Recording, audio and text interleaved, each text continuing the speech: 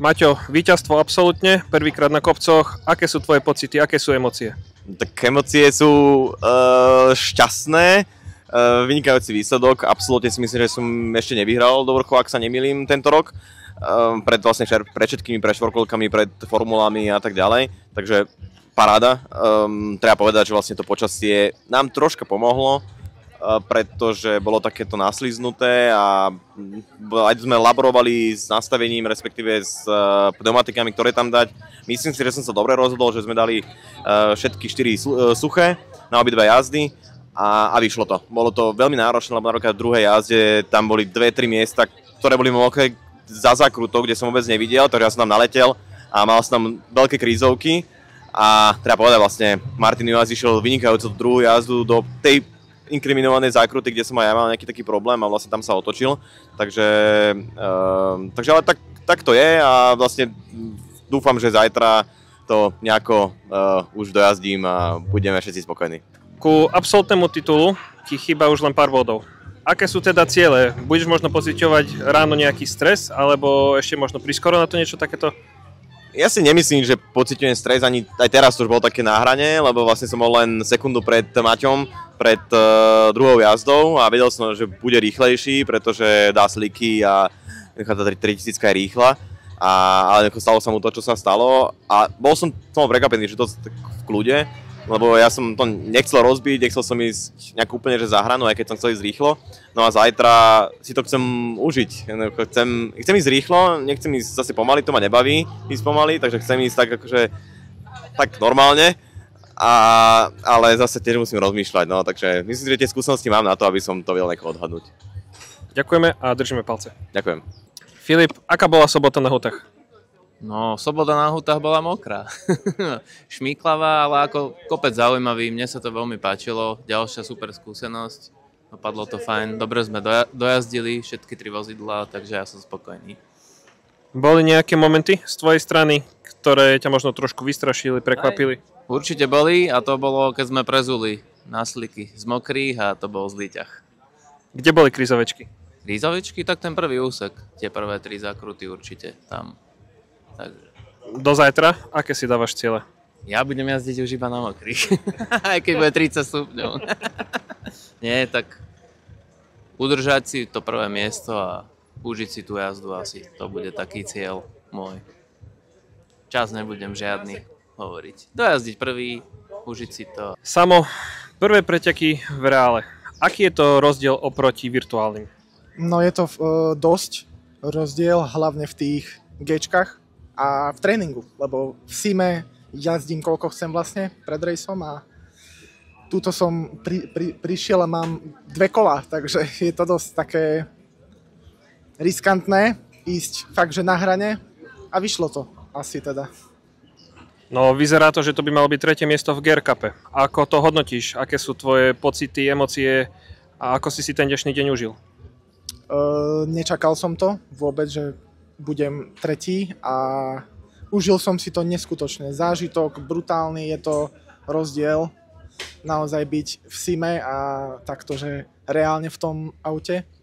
Takže je to super. Gčka si vravel, že sú najväčší rozdiel. Čo by si možno že ale povedal, že je podobné medzi Simom a skutočným jazdením? Podobné, tam je strašne toho veľa, lebo naozaj tie dnešné Simy sú už tak blízke k tomu reálu vlastne, že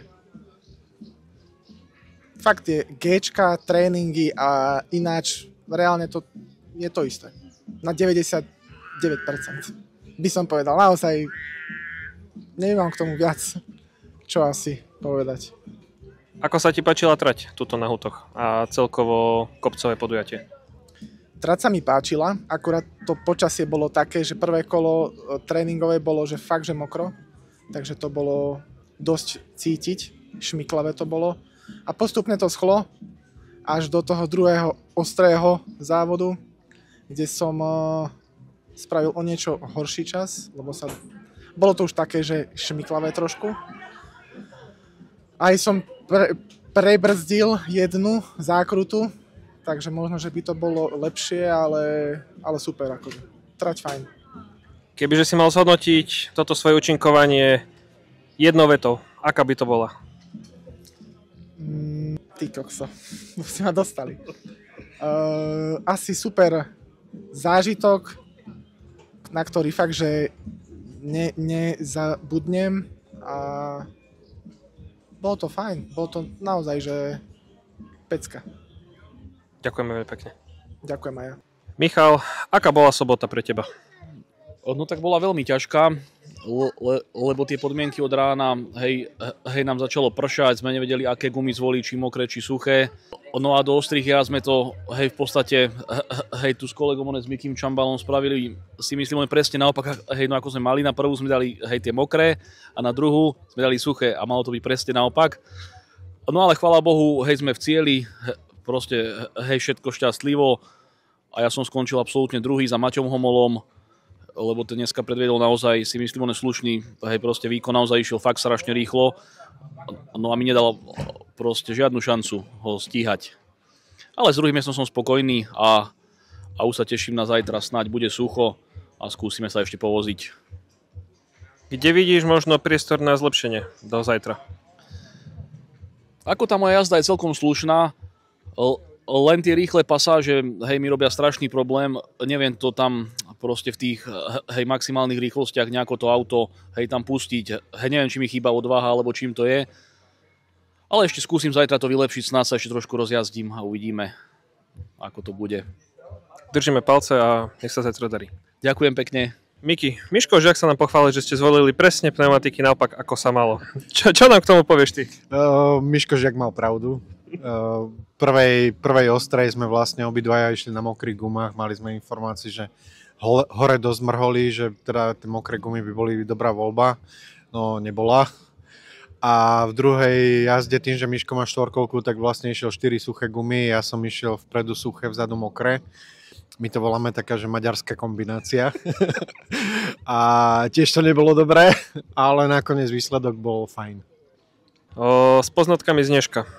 Čo zmeníš do zajtra? Alebo zmeníš niečo do zajtra? Pravdu povedať ani neviem, lebo tie podmienky na trati sú veľmi ťažké z toho, že tá trať je strašne premenlivá, aj čo sa týka tých asfaltov. V tej vrchnej časti v podstate celý deň mrholilo, takže tam tie podmienky boli ťažké, čiže ja vlastne ani neviem, čo by sme zvolili lepšie.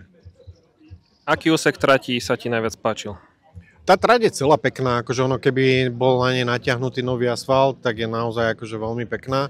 Je istým spôsobom atypická v tým, že väčšina tých zákrut sa keby zatvára na konci, čo my sme zvyknutí, že väčšinou sa zákruty otvoria a ideme rýchlo von. Ale je to o tom, že treba ísť dobrú stopu, treba mať dobré brzdné body a potom aj ten výsledok by mal tomu zodpovedať. Ďakujeme a držíme palce zajtra. Ďakujem pekne. Jaro, všetko najlepšie k narodeninám, čerstvých 38. Ako si strávil svoj narodeninový deň? No, ďakujem pekne, strávil som ho výborne, mám tu priateľov, rodičov, všetkých ostatných a dnes sa nám podarilo obhájiť titul triede 4B, takže sme majstri Slovenska. Aký je benzínový Seat oproti dieselovému? No, je to trošku horšie, musím si na to zvyknúť, toto bola taká núdzová varianta a potreboval som dojazdiť dnes nejaké bodíky pozbierať, aby sme to poistili. Ten diesel predsa bol silnejší, ako je to momentálne toto auto, ale myslím si, že na budúci rok budeme mať niečo silnejšie. Aj prezradíš niečo viac, alebo zatiaľ to ostane tajomstvom? Zatiaľ je to tajomstvo, musíme to odskúšať, urobíme nejaké testy a potom to zverejníme. Ďakujeme. A aké sú možno že ešte ciele na zajtra? Tak na zajtra, aby bolo dobré počasie, aby sme sa vyvozili, trošku si užili a myslím si, že to stačí podľa mňa. A hlavne zdraví sa vráti domov. Super, ďakujeme a držíme palce. Ďakujem pekne. Pán Juhas, druhá ostra bola rozhodujúca. Po prvej to bolo len pár desatín sekundy medzi vami a Maťom Homolom. Prosím, opíšte, čo sa stalo v tej druhej ostrej rozhodujúcej. Tak v druhej ostrej jazde 4 autá pred nami. Sme stáli na štarte, auto havarovalo. Trať bola suchá, aj keď jemne mrholilo, ale celé to bolo ešte suché. Dokonca chalan, ktorý opakoval jazdu, tiež kvôli tej búračke, tak sám povedal, že museli ísť oveľa pomalšie už tej druhej. Vďaka tým 40 minútám, lebo to mrholenie zosililo, hej, a vytváral sa taký slíz na trati. OK, povedali sme si, že dobre, potrebujeme zabojovať, musíme spraviť lepší čas. Videli sme, Maťo Homola spomalilo 2 sekundy. Ideme do toho. Tá jazda bola oveľa rýchlejšia. aj z dát, aj z telemetrie, aj z onboardu bolo vidno proste, že v predposlednej zákrute sme dostali šmik, nás to dalo do hodín, stratili sme tam nejakú pol minútu, hej, ale po tú zákrutu sme tam mali k dobru vyše 5 sekúnd voči prvej jazde, takže keby sme tam nespravili tú fatálnu chybu, lebo tam končil asfalt s dobrým gripom, začínal asfalt s najhorším gripom. Vedeli sme o tom, išli sme tam pomaly opatrne, ale aj tak to bolo asi oveľa čo rýchlejšie, ako by sme tam mali ísť. No a stálo nás to kvázi titul absolútneho majstra, takže OK, táto sezóna je smolná, lebo 3 závodné víkendy sme nedojazdili kvôli nepredvídateľným chybám. Bohužiaľ, je to vyššia moc. Nikdy v živote sme takúto smolnú sezónu nezažili. Myslím si, že za tých XY rokov, čo sa tomu venujeme, asi každý takouto sezónou prešiel, takže dúfajme fakt, že už tá smola nejako nás opustí a proste sa nám začne zase dariť s tými nepredvídateľnými vecami, lebo je to také demotivujúce. Ďakujem pekne. Jakub, gratulujeme k titulu medzi juniormi. Aká bola sezóna, aké boli dnešné preteky? Tak v prvom rade ďakujem veľmi pekne. Sezóna bola v celku náročná, ale hlavne vo vnútri nášho Toyota GR Cupu, keďže som sa doberal celú sezónu so Simonom Sighartom. A teraz už som sa začínal chytať ku koncu, ale akurát teraz končí, čiže až ďalší rok uvidíme podľa mňa lepšie súboje, ako boli tento rok. Keby si mohol vypichnúť jeden moment alebo jedny preteky, ktoré ti tak z tejto sezóny najviac utkvejú v pamäti?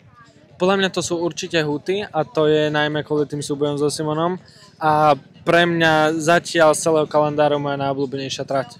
Sedel ti ten šmikľavý asfalt? Celkom mi sedel šmiklavý asfalt, takisto aj na Pezinskej Babe, kde sa veľmi šmykalo kvôli počasiu. Tiež mi to veľmi sedelo, čiže len to urobilo môj súboj so Simonom lepší, zaujímavejší. Čo môžeme od teba očakávať zajtra?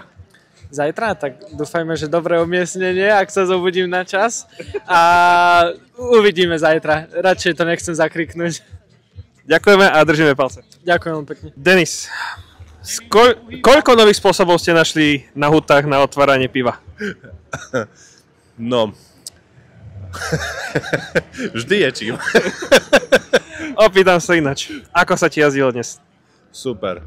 Akože mne sa to páči, aj keď možno na to nevyzerá, mne sa to strašne páčilo tu dneska. Takže ja som akože spokojný, bolo to super. Ten akože asfalt, ten troška hore, že sa to šmíka, je problém to rozbehnúť, ale ináč super. Páči sa mi to. Čo autíčko? Mal si na viacerých pretekoch problémy technického charakteru. Ako to išlo dnes? Tie problémy pretrvávajú. Som rád, že som došiel. Mám tam problém s prevodovkou, ako ťažko sa tam radí a hlavne rozbieha, takže je to boj. A furt sa tak bojím, že či vôbec aj dojdem do cieľu a že či sa vôbec aj z neho pohnem a odídem. Ale ide to zatiaľ, no. Držíme palce a nech sa zajtra darí. Ďakujem. Maťo, zradné podmienky na hutách, ako sa ti teda dneska jazdilo?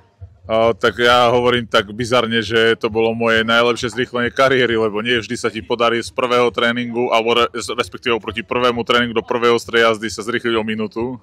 Ten prvý tréning bolo fakt peklo, naozaj. Ja už som mal pár krízovek cestov na štart, tá cesta bola veľmi klská, takže ja som bol neviem asi 5. od konca, pre mňa bol cieľ jasný, jednoducho sa klasifikovať do tých ostrých jazd, nejak to hore vyviesť.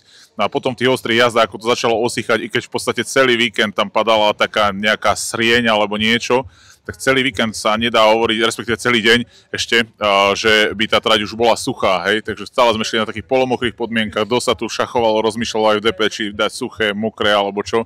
No a podarilo sa zrýchlovať, nakoniec je z toho druhé miesto, nepodarilo sa mi dobehnúť Aleša Mlejneka, ktorý bol veľmi rýchly dneska, ale čo je pre mňa najdôležitejšie, že som dnes pripísal 18 bodov a ak som dobre porátal tie body, ako som vravel aj v úvode, tak by som mal byť majster 2-litrovej triedy formulovej, takže veľká spokojnosť. Gratulujeme a zajtra, aký je plán? Zajtra je plán si to naplno užiť. Tá trať dáva podľa mňa oveľa väčšie možnosti na poriadny výsledok a dobre zajazdenie a úplne iné časy, aké sa išli dneska za týchto fakt, že extrémnych podmienok. Takže zajtra ak sa nič nezmení, hlásia nejakých 20 stupňov a slnečno, takže pevne verím, že si dobre zajazdím, už bez takej tej ťahy spraviť výsledok, vyviesť to. Takže ja pevne verím, že si to poriadne užijem a bude pekný záver sezóny. Takže hobby sezóna nakoniec bola veľmi úspešná. Áno, hobby sezóna nečakane sa zvrtla, veľmi potešujúco pre mňa. A som veľmi rád, že nakoniec teda za mojich 13 rokov formulových v slovenskom majstráku by, ak to všetko teda som dobre porátal, všetko malo dospieť k tomu, teda, že sa budem prvýkrát naozaj vyhlásený majster republiky, takže teším sa. Gratulujeme a tešíme sa na tvoje výkony zajtra. Ďakujem pekne. Marian, sme na hutách, titul v 3B je istý. Ako sa ti dnes išlo? Dneska sa mi išlo dobre, od rána sa veľmi šmíkalo, ale ja som s tým počítal, lebo minulý rok som tu štartoval Liptov, táto rýchlostka sa išla, tak som vedel, do čoho idem, že ten asfalt je zlý, ale inak to bolo super, hej. Dal som pozor trošku. Sice sme odbili jedné mokré gumy na kopci, ktoré som si šetril na rally, ale nevadí, dokúpime. Boli aj také prejazdy bokom ako na vršku? Boli, hej, ale bolo to už dosť veľké rýchlosti, takže som sa sám toho obával, že ako to skončí, ale ustrážil som to, takže je to super. Čo zajtra? Má byť pekné počasie, aké možno zmeny budú na aute, aké si dávaš ty cieľ na zajtra? Tak zajtra pôjdem už tak viac menej šmikom, aby som aj tých divákov pobavil. Dám tam nejaké tvrdé gumy, aby sa to šmíkalo a uvidíme. Inak už len tak, aby som neuškodil autu, lebo o týždeň máme Martin, ale zabavíme sa. Ďakujeme a držíme palce. Ďakujem aj ja. Peťka, čo sa stalo v tej prvej ostrej? Ale to sú len problémy. Honda má tu nejaké potíže so sebou. Ale nie, tak zase spojka, trojka, všetko možné. Ja už neviem, ale tak kopec je inak pekný, preteky sú pekné, poháre majú ostatní, takže všetko je v pohode. Beriem to športovo. Teda zajtra nastúpiš, nenastúpiš? Nie, zajtra už nepôjdem. Ja by som chcela, ale ono to neradí. Takže zajtra nie. Tak škoda a vidíme sa na budúce. Ďakujeme pekne. Janko, gratulujeme k titulu v triede. Aká bola pre teba sobota na hutách? Tak sobota bola pre mňa, myslím si, že dosť dobrá, pretože bál som sa dosť celkovo toho dažďa, toho šmykavceho asfaltu, ale na podiv to fungovalo extrémne dobre a ja to hodnotím dobre celkovo. Čo trať? Sedí ti typovo? No trať typovo je fajn, len keby ten asfalt bol trošku iný, tak by to bolo lepšie, ale čo sa týka zákrut, je to pre mňa top. Aké si dávaš ciele na zajtra? Hlavne dojazdiť spokojne a ukončiť sezónu tak, ako som začal. Ďakujeme a držíme palce. A ja ďakujem. Peťo, posledné 2 preteky sa niesli v znamení technických problémov. Aká bola pre teba sobota na hutách? Bola zaujímavá. Začalo to dažďom, pokračovalo to mrholením teda, takže bola otázka pneumatiky, ale ostal som na mokrých, nechcelo sa mi to prezúvať, tak som ostal na mokrých. Došiel som do cieľa na mokrých, došiel som celý a úspešne. Čo auto? Sú technické problémy zažehnané? Nie sú ešte zažehnané, ešte sa rieši taký technologický vývoj, aby to bolo tak, ako to má byť. Takže sme tak možno na polceste, ale sme na dobrej ceste. Čo zajtra? Ciele, plány? Bojujem sám so sebou, nemám nikoho v triede, takže nemám žiadne ciele, len dojsť. Ďakujeme a držíme palce. Ďakujem pekne. Tak, Majo, ako sa ti išlo v sobotu na hutách? Bolo to náročné, nakoľko už šmíkaná trať. Počasie nás potrápilo, ale eliminoval som riziko čo najviac ako sa dalo a som v cieli, takže som spokojný. Boli nejaké horúce momenty, krízovečky? Nie, ako vrajím, išiel som viac na istotu, potreboval som dôjsť, to bol cieľ tohto víkendu, takže som spokojný takto, ako to je. Ďakujeme, držíme palce. Ďakujem pekne.